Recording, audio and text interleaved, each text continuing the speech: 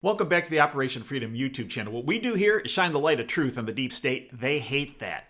We do it figuratively with our presentations. We do it literally with our sponsor's product, PatriotLegacy.com. PatriotLegacy.com, featured product of theirs, the Patriot Beacon. 6 overall lighting functions. In addition, solar powered, don't need batteries. You can charge your other devices like your phone from it. In addition, you got a compass, you got a window breaking hammer, and you got a seatbelt cutter. Plus, if those deep state dweebs get just a little bit too close to you, blast them with this.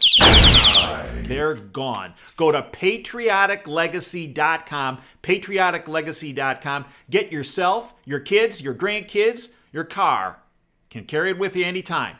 patrioticlegacy.com, the Patriot Beacon.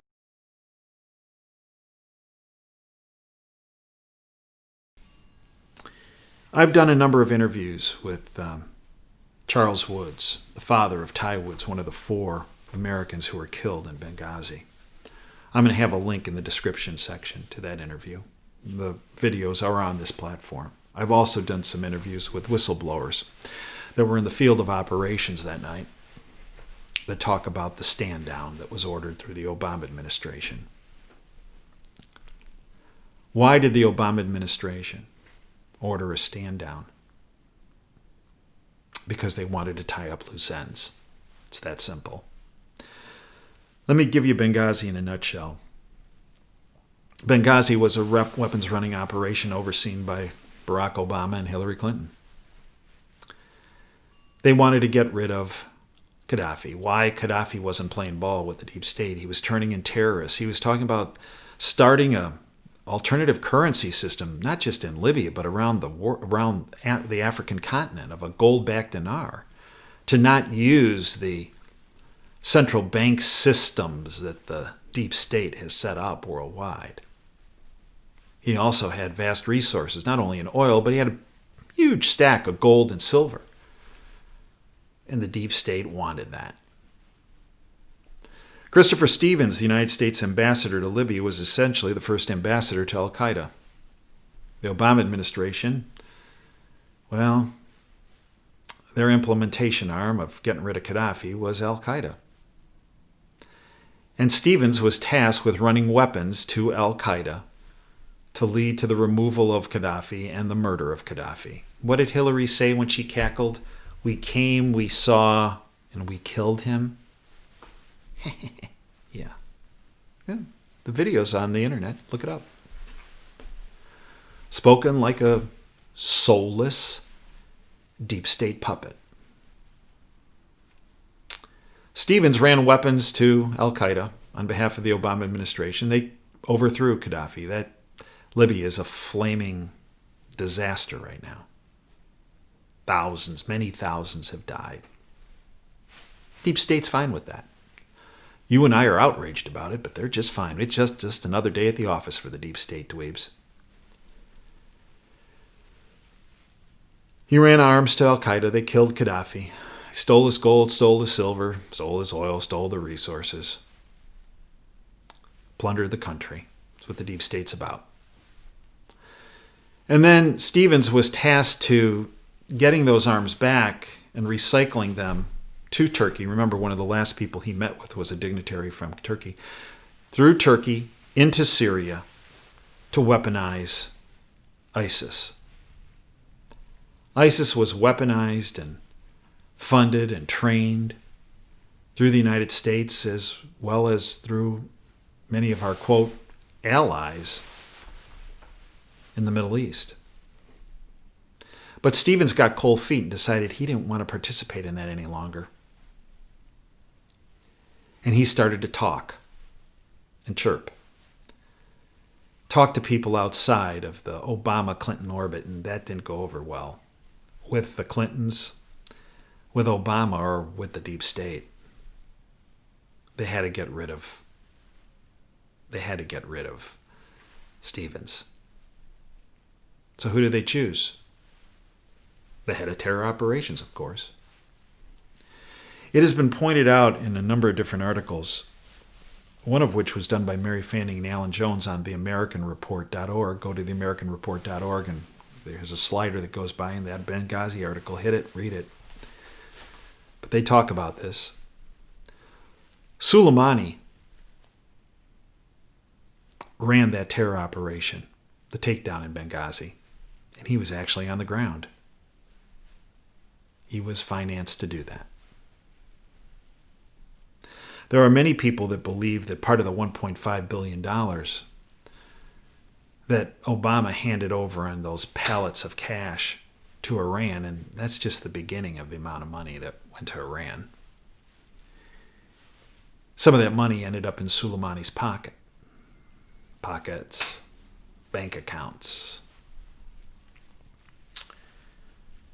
Well, he was in charge of terror operations, and he had a successful event in Benghazi. 4 Americans were killed, including the one that they had targeted, Stevens. Many more would have died if it were not for Ty Woods, Glenn Doherty, and many of the other patriots that fought that night. But as our whistleblowers pointed out, and Charles Woods pointed out, to protect the terrorists, a stand-down order was given. Stand down. To not interdict the terrorists in Benghazi. Very different than what happened in Baghdad. Remember, when our embassy was attacked on December 31st, 2019 in Baghdad, President Trump within an hour had Apaches shooting flares off and mobilized 100 Marines to secure the embassy. What the whistleblowers presented and Charles Woods presented is that, well, when they tried to get people to lend support to the compound in Benghazi, the annex, no. Stand down. Why? Because they had to tie up loose ends. It's that evil. It's that sinister. And that's what it's about with the deep state. The night of the Soleimani takedown, January 2nd, I sent a note to Charles Woods and to the whistleblowers that I've interviewed. Here's what I said. I believe what happened tonight in Iraq was a direct result of your efforts in bringing the truth forward on Benghazi. Soleimani is dead tonight because of your courage. Ty Woods and Glenn Doherty, just sent their message to the world. It is a safer, happier new year already. You see, by taking out Soleimani, I have said this before and I'll say it again. President Trump, I believe, prevented massive terror events that would have led to World War III.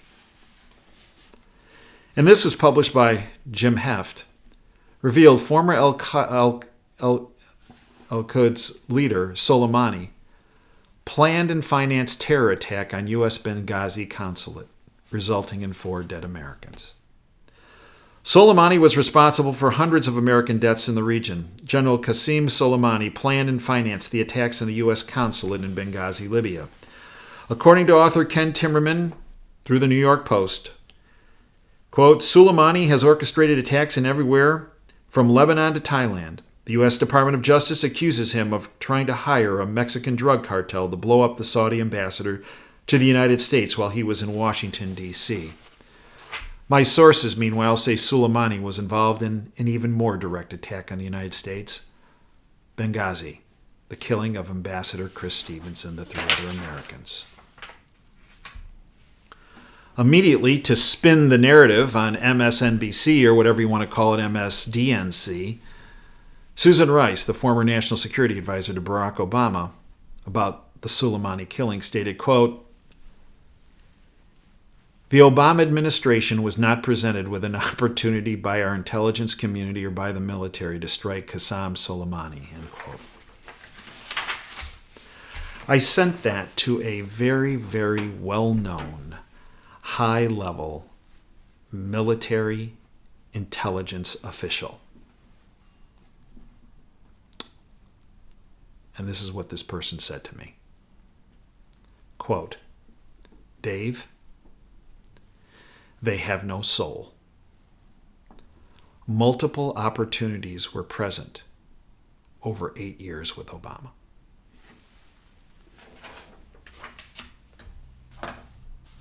Right.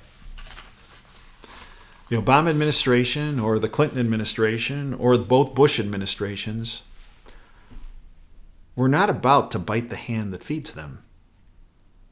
They were not about to take down the head of terror operations for the deep state, because that would be biting the hand that fed them. It's that simple. And that's what the bought-off lamestream fake media will never tell you. I hope you'll join us on our platform. I hope you'll join us for the radio show every Sunday, 2 to 5 Eastern. Stream it live. It's free. If you want the podcast, if you miss the broadcast, you want the podcast, they're available 24/7 at davejanda.com as part of our subscription service. $9 a month. I believe one of the biggest bangs for the buck in all the internet. You can sign up for a month, and if you don't like it, get rid of it. But I don't know why. Because the information, the guests, and the analysis you get, you'll never get from the bought-off lamestream fake media. We have our WTF geopolitical show every week, part of the subscription content. Our Insider Insight show, where we bring someone forward to discuss issues that you won't see in the fake media. Experts, expert analysis. Our Department of Advanced Research show, our contributing editor section, our healthcare policy series, all of the archives for all of our shows, all available. By supporting our platform, the subscription service, you allow us to continue to do these videos on YouTube. Because without the subscribers, there's no YouTube channel, there's no radio show, and there's no platform. It's that simple. Why do we need subscribers? Because the costs of production, the costs of security, the costs of the website, the production costs, the radio studio time are enormous. And without the subscribers, all of it goes away. I hope you become part of our freedom family. Until next time, Dave Janda signing off. Dream big and dare to fail. Thank you for your time today, and Happy New Year. It's going to be a big one.